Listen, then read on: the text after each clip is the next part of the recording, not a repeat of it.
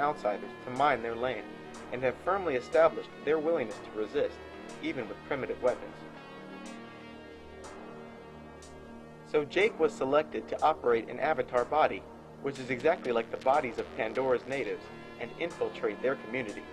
His mission was to gain information regarding their land, defenses, and most importantly, their sacred tree, which stands directly above a huge deposit of unobtainium. Upon arrival, he's initially met with hostility, but the pure spirits released by the sacred tree shine their favor on Jake, and provide the first indication that he had been chosen.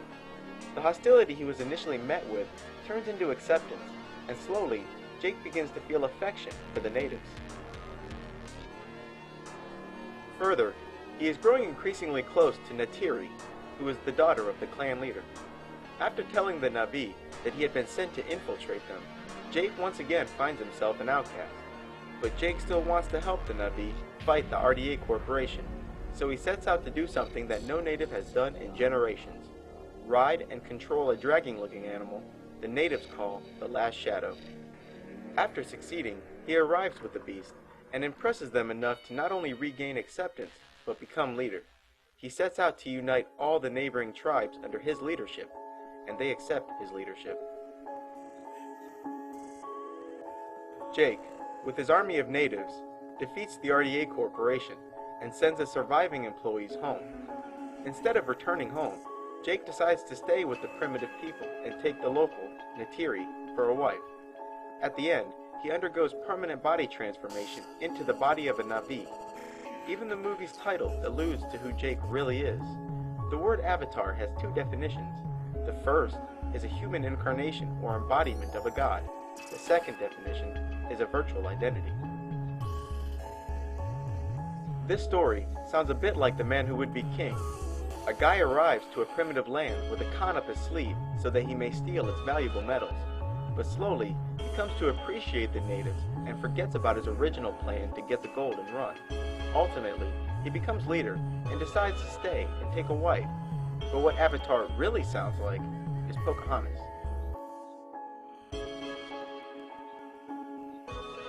In Pocahontas, privateers of the Virginia Company are arriving to the east coast of America from England in search of gold. John Smith, the Jake Sully of Pocahontas, is one of those privateers. On his first scouting mission, he's spotted by a native Indian girl who had wandered away from her village nearby. The girl so happens to be the daughter of the chief. They begin a rather forbidden relationship, and soon John's relationship with his gold-hungry leader sours. He begins to play the role of a negotiator and succeeds in preventing war between the natives and the British privateers. Jake Sully from Avatar and John Smith from Pocahontas have a little too much in common. Both arrive to a primitive land with other privateers in search for a valuable metal. Both go off alone and are first spotted by the nature-freak daughter of the local chief. In Avatar, it's the Tree of Souls that shines its favor on Jake, while Grandmother Willow from Pocahontas fancies John Smith. Both would eventually be captured. Both Pocahontas and Natiri from Avatar are being pressured to marry a skilled and humorless warrior for which they have no desire. Both pairs fall in love, and finally, both Jake Sully and John Smith would play the role of negotiators for peace. Only the ending is different. Another story of interest, written by James Cameron, is Strange Days. Strange Days is a seriously underrated movie. Strange Days was released in 1995 and takes place at the very end of the year 1999. The movie depicts an America in a state of martial law, where the economy has collapsed and the cops are as bad as the criminals. The film depicts a technology called squid. After being placed on the head, an apparatus containing squid receptors is capable of recording everything that its wearer is experiencing.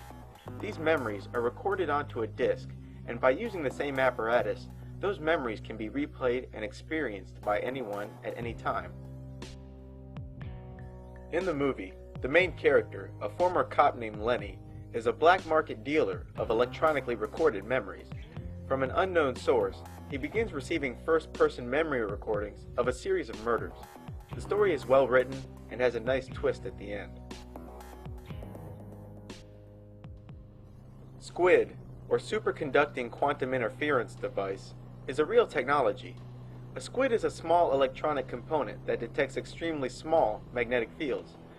Most of the squid's real-world applications have yet to be discovered, but already this device has found scientific application.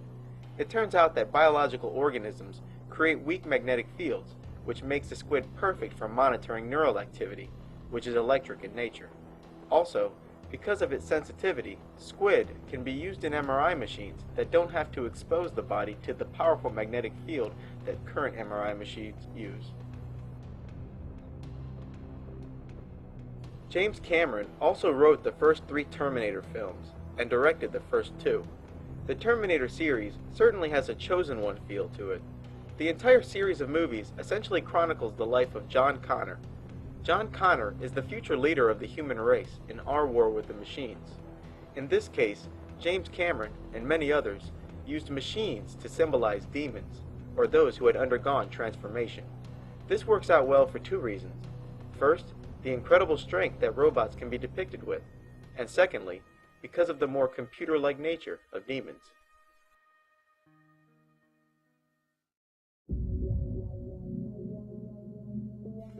Most of us are familiar with the theme of a devilish version of oneself sitting on one shoulder while their angelic copy is sitting on the other. But there's a thread of truth to this. Each person is assigned both a demon counterpart and an angelic counterpart. The demon counterpart whispers dark thoughts into the mind, encouraging it to do evil, while the angelic counterpart, or guardian angel, encourages you to do righteous things and protects you from things unseen. A movie that uses this concept of a demon counterpart is The Golden Compass. There are many universes and many Earths parallel to each other. Worlds like yours, where people's souls live inside their bodies, and worlds like mine, where they walk beside us as animal spirits we call demons. In The Golden Compass, everyone walks around with their demon counterpart, which takes the form of an animal that stays at their side. The movie includes a universe with multiple dimensions, multiple copies of the planet Earth, and a mysterious element called dust, mysterious to the point of comedy. This dust, which is flowing from another universe, is entering into people by using their demons as an entry point. The Magisterium, the antagonist of the film, claim that this dust is making people act badly, and so begins researching a procedure to cut people's demons away.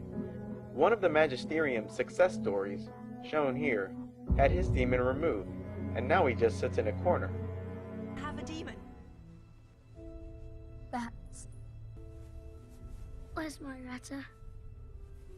Have you seen her? It's pretty clear that the movie was meant to instill in the minds of children positive connotations to demons. Surrogates is another movie that illustrates the avatar body concept, but uses machine symbolism instead. The screenplay for Surrogates was written by yet another screenwrite duo, Michael Ferris and John Brancato. This pair, like Terry Rossio and Ted Elliott, have collaborated on a number of projects, including Terminator 3 and 4, Catwoman, and The Net. In Surrogates, most people live their daily lives using a machine body called a surrogate, while their real body is at home, lying idle in a chair. The surrogates appear to use a squid-like system, like depicted in Strange Days, to communicate to the human host. These surrogate bodies are much stronger than their fleshly counterparts, and because no one would choose an ugly body, all surrogates are good-looking. The film does drop a few hints relating to what is actually happening here. Meatbags, as they are called, are people who walk around in the flesh, rather than living their daily lives in a surrogate body. But when the term is used, it sounds more like a derogatory reference to a separate race, the race of the meatbags.